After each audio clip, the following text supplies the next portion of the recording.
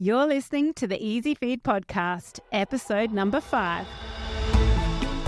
Hi there, I'm Karina Savage, and with over 20 years experience feeding children, including my own, I've learnt all the secrets that busy mums need to get their children eating better and actually enjoying healthy foods. So a huge welcome to the Easy Feed Podcast. This is a topic close to my heart. How to plan dinner with your fussy eater. I know so many mums that cook multiple meals for their family every single night, not because they want to, but because they feel they need to, so that their child will eat. Look, I'm guilty of this too, for sure. And it's frustrating on so many levels. Firstly, it takes more ingredients and planning. Secondly, it takes more time. You're spending a lot more time in the kitchen than you want to. Thirdly, it creates more dishes, which is a nightmare. And finally, it's going against how you think mealtimes should be, how you want mealtimes to be. I know this is a real thing because not only have I experienced it myself, and recently too, I must say, but the hundreds and thousands of mums that I've worked with over the past 21 years have said similar things. They cook 3 different meals to suit all the different taste buds in their family. It could be their taste buds, their partner's taste buds, the various kids' taste buds. It's a nightmare. And as mums, we can spend way too long in the kitchen, much longer than we would like to. And often this can lead to resenting spending time in the kitchen because we're just so done with spending all this time and effort, and often it's, for no good anyway because they end up refusing food anyway. So it can be a really frustrating circle for mums, and I'm here to help make things a little simpler. But first of all, the story. One of my best friends, bless her, she often posts on Facebook and has done so now for many years with, an update on the 2 or 3 variations or different dinners, I must say, that she cooks for her family on any given night. It's definitely a thing. And as I say, I've done it too. And I'm guessing that if you're listening, there's a chance that it has happened to you or it's still happening to you. Now, I totally get why we do it. It's because we want our children to eat well. It's because we want them to get the nutrition that they need to thrive.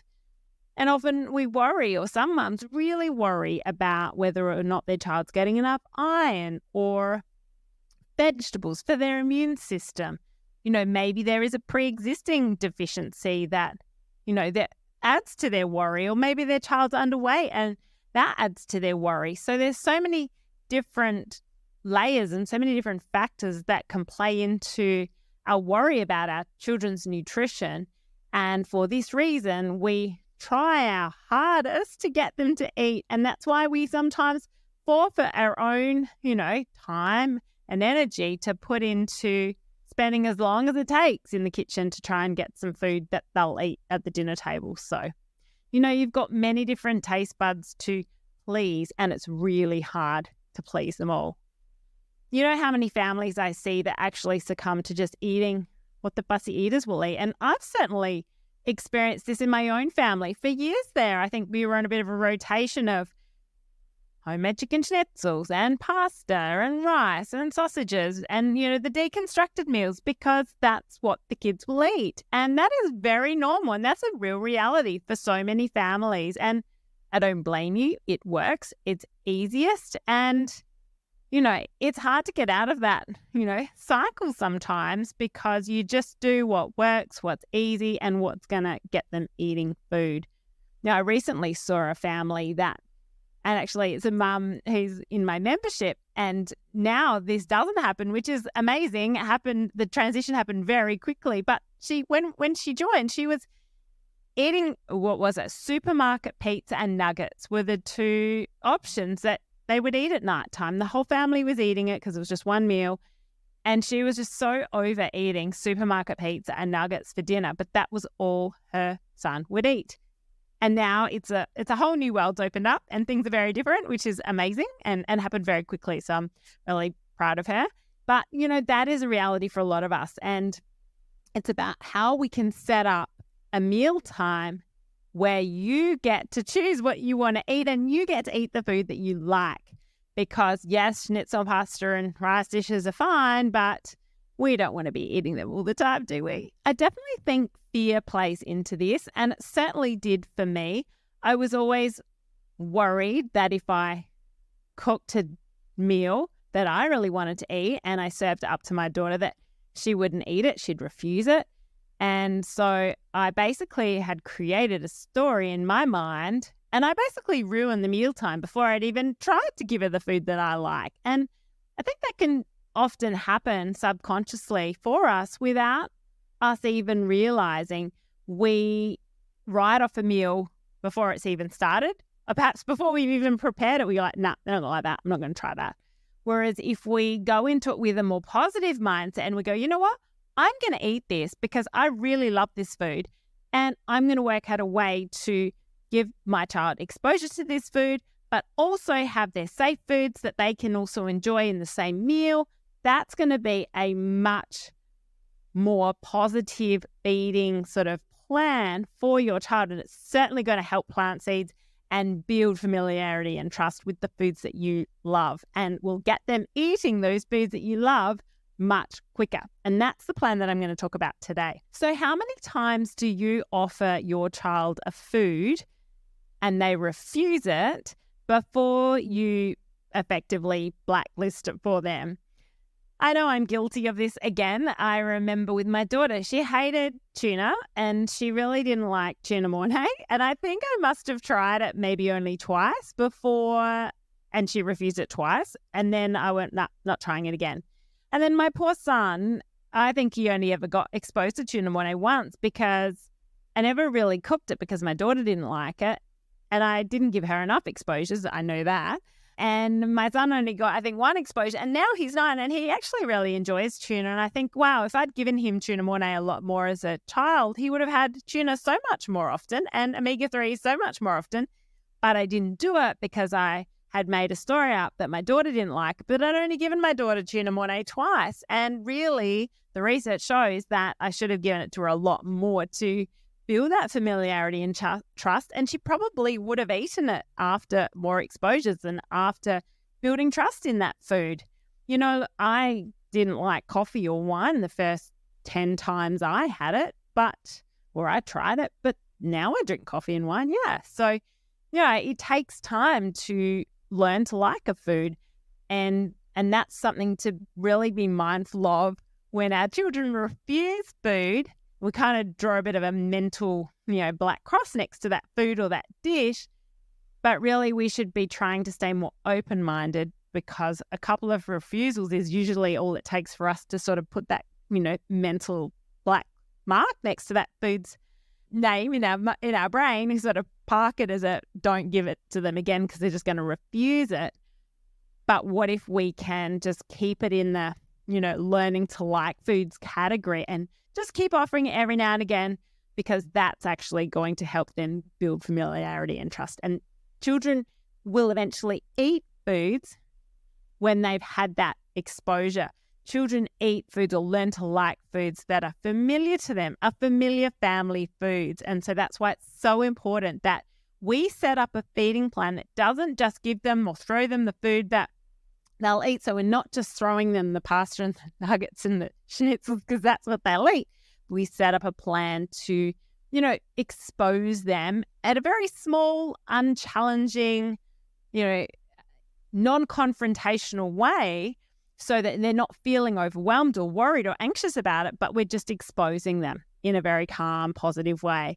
And so that's how we're going to get buy-in and how we're going to get them to like these foods over time. Okay, so how do we stop the hamster wheel of deconstructed meat, pasta, veggie meals for our family most nights of the week? How do we actually stop or how do we stop cooking 3 different dinners to suit all the different taste buds? Because we need to hopefully move to a plan that incorporates our own preferences, our own nutritious, healthy foods, so that we can get back to those foods and our children can see us enjoying those foods, because when they see us enjoying food, it is so incredibly powerful at a subconscious level. It plants seeds that will eventually grow and mean that they move towards a place of liking and enjoying that food too. And this is backed up in research, 100%. We need to eat and enjoy. And there's a nuance there between just eating the food and enjoying the food. Those subconscious cues of enjoyment of the food, powerful. Children are sponges. They absorb all of this, the conscious and the subconscious cues. And those subconscious cues that we exude when we eat and enjoy a food are picked up by the child, and that's going to move them much closer and more quickly to liking a food that we're enjoying than if we're just kind of just chucking a bit of broccoli in and not really enjoying it, or not eating broccoli in front of them at all. So what if I told you that there was a simple way that we could reduce the amount of time you're spending in the kitchen and any resentment, or get rid of any resentment towards cooking 15 different meals? I do focus on this a lot in my 3-week Feeding Kids Reset program, which is a part of my membership. And that definitely helps guide you as to how we move a child from not liking a food to learning and then liking a food. And so that's definitely something that is available to you. And you can learn more about my Nourishing Kids membership in the show notes. There's a link there. But today I do want to break it down for you a little bit and give you some tips on how we start to create a mealtime where you're eating the food that you want to eat, but your child is also going to eat food too and enjoying foods that they like. How do we work this out and still only effectively cook one proper meal? So here we go. I'd like you to think about a food that you really like, or a meal, I should say, that you really like. For example, do you love like a Mediterranean chicken dish, or a green chicken curry, or a stir fry, for example? Okay, let's go with the stir fry. So say you really love stir fry, you love putting lots of veggies in there and meat, and then you serve it with noodles. I want you to think about your stir fry. You would eat it mixed, but I want you to deconstruct it. Or whatever meal you have in your mind, I want you to deconstruct that meal into effectively thirds: the protein, the veggies, and the carbohydrate. Now, the carbohydrate, I mean pasta or rice or bread or quinoa or couscous. So split it up, okay? So however you eat it, it's mixed. Or for example, if it's a butter chicken and rice, you split it up. You've got the chicken, you've got any veggies you put in there, and then you've got the rice. So split up your dish into those 3 categories. And that's how I would recommend feeding a child. Anyway, I would aim for a third protein, a third carbs, and a third veggies as a dinner idea, or as a dinner guide, I should say. So we've got this deconstructed meal. Then we need to work out what food substitutes we need for your child. Will your child eat that protein? No? Okay. What can we easily grab to substitute? So, for example, they won't eat the meat from the stir fry. Great. We go grab a handful of nuts, as long as they're, above the age of 3 and they're not a choking risk. We go grab a handful of nuts, or a couple of blobs of peanut butter or hummus to pop on the plate. We open a tin of tuna or baked beans. Or if you've got any leftover, say, chicken nuggets in the fridge, you pop some of them on the plate. So a simple protein swap, okay? It's not a separate meal that you've cooked.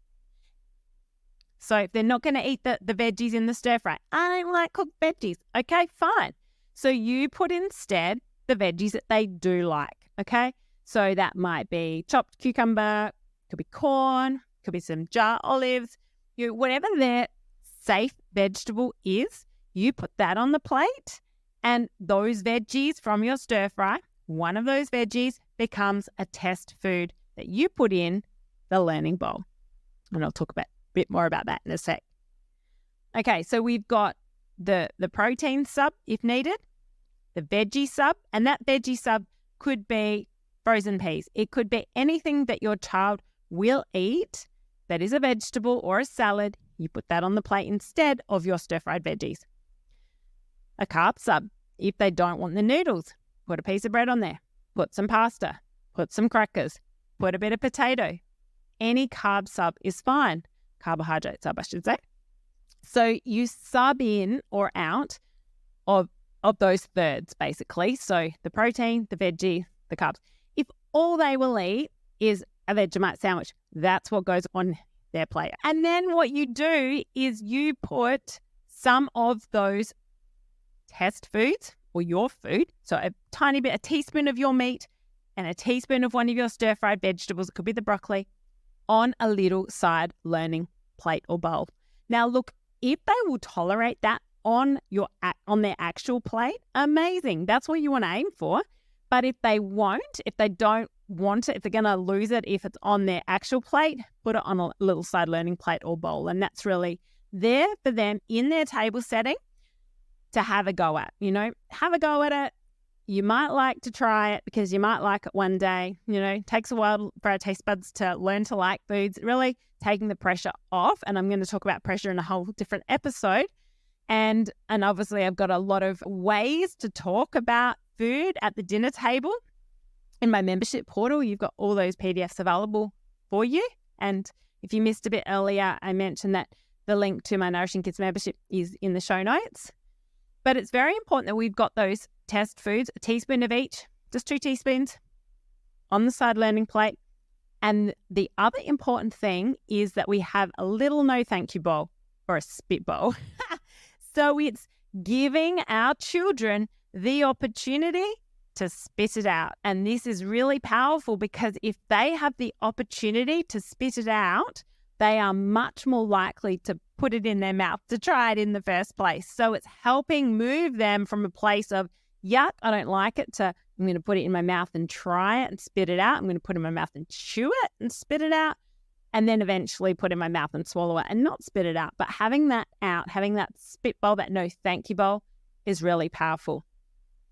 Also, with that test bowl or learning bowl with the test foods, you may wish to put toothpicks in it or forks in it if your child doesn't like to touch the food. Other children will like to touch the food. I had a child the other day say to me, he was quite insightful actually. He was older, he was 12, and he said, I like to touch the food because it makes me trust it more. So that was very sensory. So that is the plan. That is how we set up a one-dish dinner, including taste preference substitutes, so factoring in those taste preferences for other members of the family.